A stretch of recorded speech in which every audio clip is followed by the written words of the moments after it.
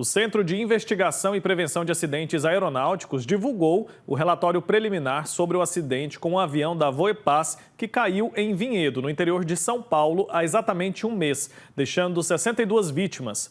O documento revelou que os pilotos relataram falhas no sistema de degelo logo no início do voo. E uma das principais linhas de investigação envolve o impacto da formação de gelo no desempenho da aeronave. Para entender mais sobre as investigações em um caso como esse, quais são os próximos passos, eu vou conversar ao vivo com o Georges de Moura Ferreira, que é especialista em aeronáutica, está conectado aqui com a gente. Um ótimo dia, seja muito bem-vindo. Olá, Wilker. Boa tarde, né? Todo mundo aí no Brasil. Tá? Aliás, bom dia, né? Aí no Brasil para todo mundo, né? Aqui eu estou 5 horas adiantados, mas vamos lá. Olha, você falou uma coisa que é interessante, porque não existe ainda, né, um relatório final. E esses relatórios parciais que estão sendo entregues, o que está acontecendo? O... Não houve uma falha, né, pelo que foi constatado, em relação ao degelo em si, ou seja, ao problema na situação de degelo da aeronave. O que está sendo constatado foi o seguinte: existiam 2 sistemas de ar-condicionados, sendo que um desses sistemas de ar-condicionado ele estaria inoperante, mas a aeronave pode voar com um dos sistemas de ar-condicionado, que chama PEC ar-condicionado, desativado. Tá? Mas ele só não pode voar acima de uma determinada altitude, que no caso, salvo engano, seriam 17 mil pés. E como foi bem colocado, esse é um relatório preliminar. O relatório preliminar chama relatório de ação inicial, o qual ele é feito após 30 dias, onde então são feitos levantamentos factuais. E ajuda muito o trabalho da Força Aérea a existência da caixa preta. Tanto a caixa preta que grava a voz, como a caixa preta que também gravam os dados da aeronaves. O que pode ser até também mais importante até, porque o que eles estão verificando é que sim, a aeronave detectou condições de gelo, sim, a tripulação acionou o antigelo, salvo engano, em 2 oportunidades, sim, que havia uma condição de gelo severa, tá? Agora, o que aconteceu? As decisões que foram tomadas pelos pilotos aí no caso, tá? Principalmente na parte final do voo, aonde os problemas assim se afloraram, aonde após o disparo de inúmeros alarmes, né? Realmente é o que precisa ser investigado, porque entra uma situação que se chama o fator humano. Esse daí sim é o mais preponderante, é o mais importante, porque até então, em tese, a aeronave estava com todos os seus sistemas operando, tá? Mas isso, obviamente, né, vai ser assim, é um levantamento que vai demorar 1 ou 2 anos para que seja feito, mas nós já temos, então, pelo menos algumas hipóteses, né, que as pessoas têm levantado, mas, obviamente, que o mais responsável seria nós aguardarmos o trabalho da Força Aérea.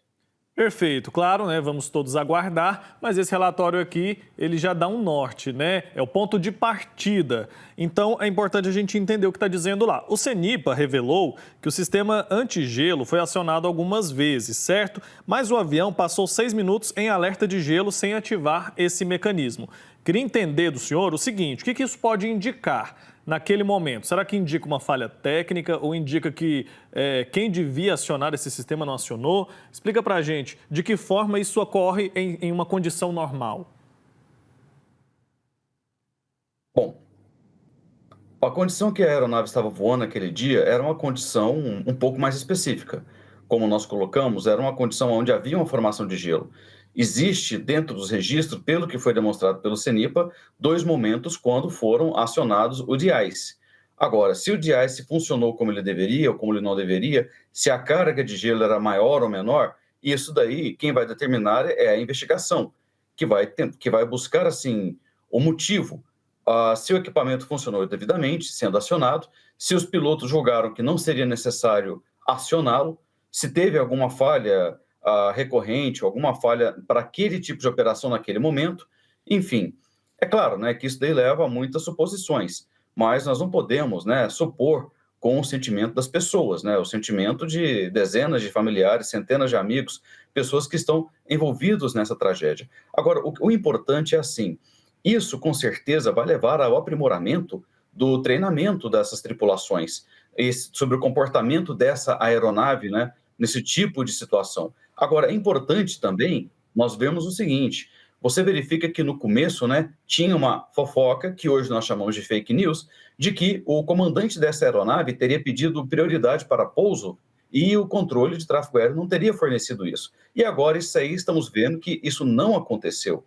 Então, você verifica, né, o tanto de apreensão que isso daí causou nas pessoas, né, principalmente nos familiares, né, de que uma aeronave em emergência não teria sido atendida pelas autoridades. Então, é aquilo que você está colocando muito bem, Wilker, né? Vamos analisando, assim, passo a passo, o que nós temos agora.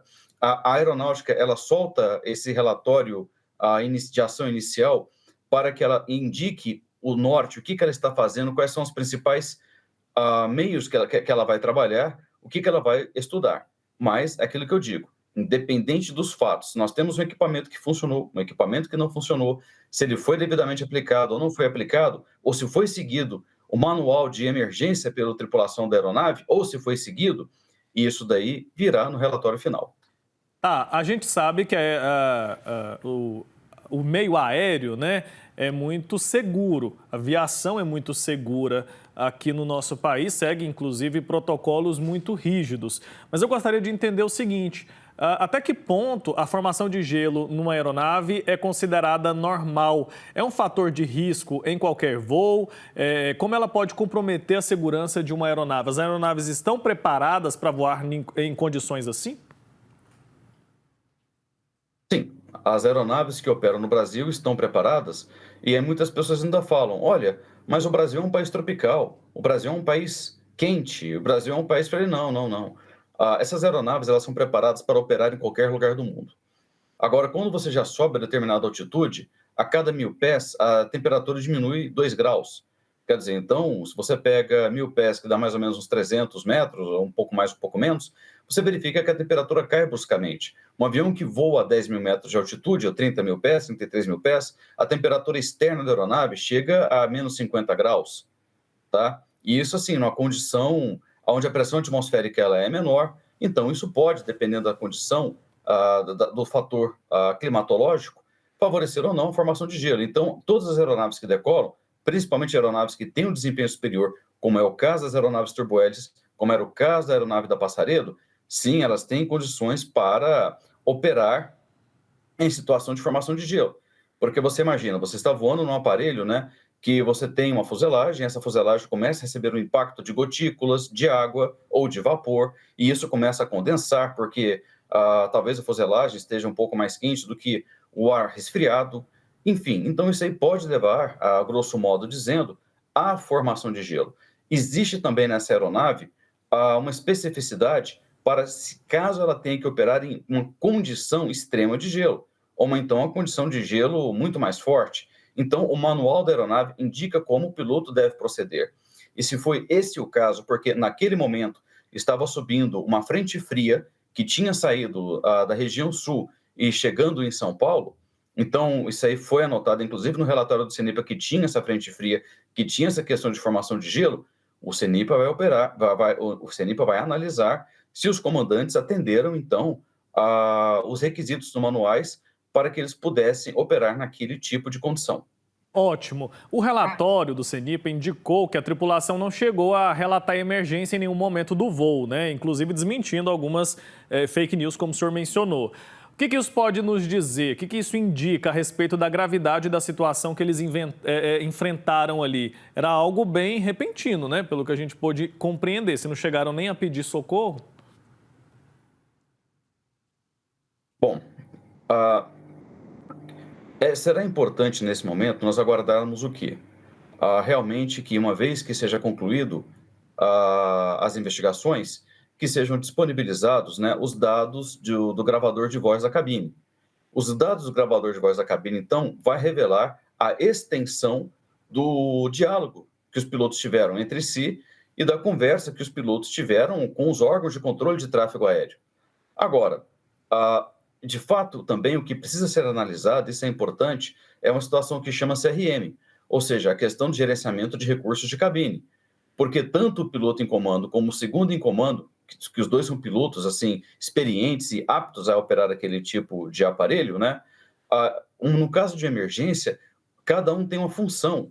Enquanto um contacta o serviço de terra, o contato da empresa, o contato do tráfego aéreo, ou ver situações da aeronave. O outro, principalmente o comandante, ele busca voar a aeronave. E a Força Aérea, então, ela deu até um determinado ponto como teria sido esse passo a passo. Ou seja, durante toda a viagem foi feita, detectou-se a questão de formação de gelo, durante a viagem detectou-se alarmes, né, dando que o desempenho da aeronave estava degradado, e nós não vimos até o momento, alguma comunicação entre a equipe que estava na aeronave e o pessoal de terra, o pessoal do controle de tráfego aéreo.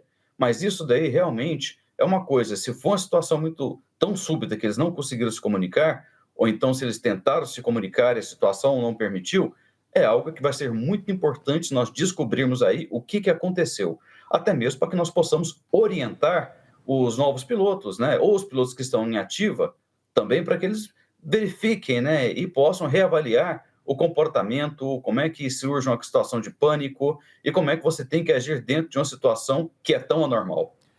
Afinal, esse é justamente o objetivo dessa investigação do CENIPA, né?